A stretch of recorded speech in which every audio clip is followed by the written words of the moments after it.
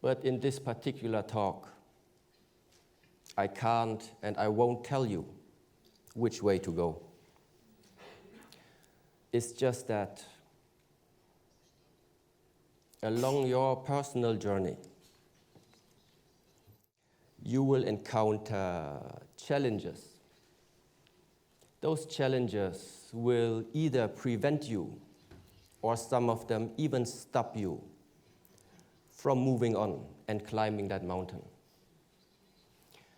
In the Shaolin Temple, we refer to them as the 5 hindrances. The 5 hindrances are describing different states of the mind.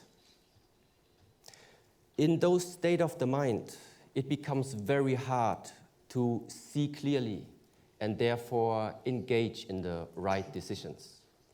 The first hindrance is called sensual desire.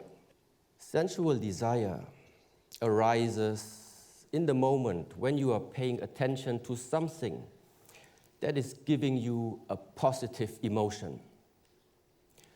This positive emotion can originate from 5 gates of your body: seeing, hearing, smelling, tasting, or feeling.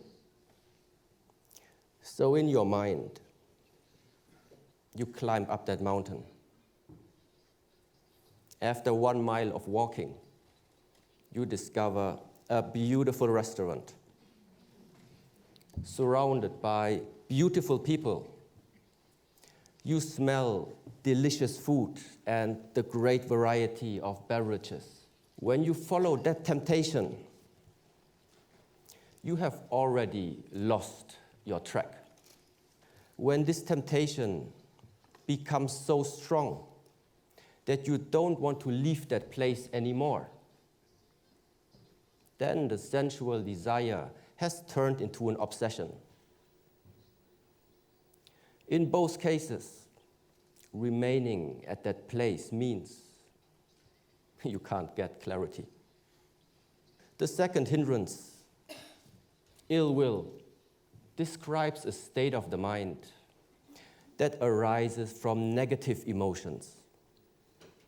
In that state of the mind, you have an aversion, a rejection, or simply a dislike against either an object, a situation, or can be even a person. To simplify, it means you are climbing the mountain and it starts to rain, but you don't like rain. You discover the roads are bumpy, but you don't like bumpy roads. In order to cross the river, you need to swim, but you don't like swimming. Whatever it is that you dislike, it won't make it a pleasant journey. Unless you learn to let go of this ill will, it's more likely even that you won't continue that journey. The third hindrance, originally translated as sloth and torpor. Sloth means it's the heaviness of the body. Torpor means it's the dullness of the mind. It is characterized by sleepiness, non-motivation, lack of energy, and oftentimes can manifest itself in a state of depression. Now, a simile used in Buddhism describes it as imprisonment. You find yourself locked in a cell. It becomes very hard to make any type of mental or physical effort. So, in order to continue your path, there is only one option left. You need to find a way to get out from that hole, from that cell. Now, the fourth hindrance is called restlessness. It is the state of an unsettled mind. Unsettled mind means your mind cannot settle. Settle where? Settle in the present moment. An unsettled mind either is worrying about the future or traveling into the past and rejecting judging about an event that happened into your past.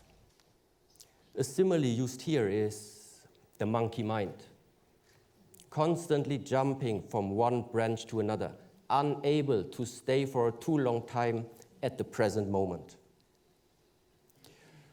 The problem is, there is no time to see clearly anymore. Now, the last of the 5 hindrances is called skeptical doubt and is very closely related to a state of mind which is based on indecisiveness. It is very easy in that state of mind getting lost in thoughts. Can I do this? Is this the right path? What will the others say? What if this? What if that? The mind cannot synchronize with your own actions anymore. And the result is that you are getting disconnected with the goals and aspirations that once you have set to yourself. When the way is filled with too much doubts, more often you will stop instead of moving on.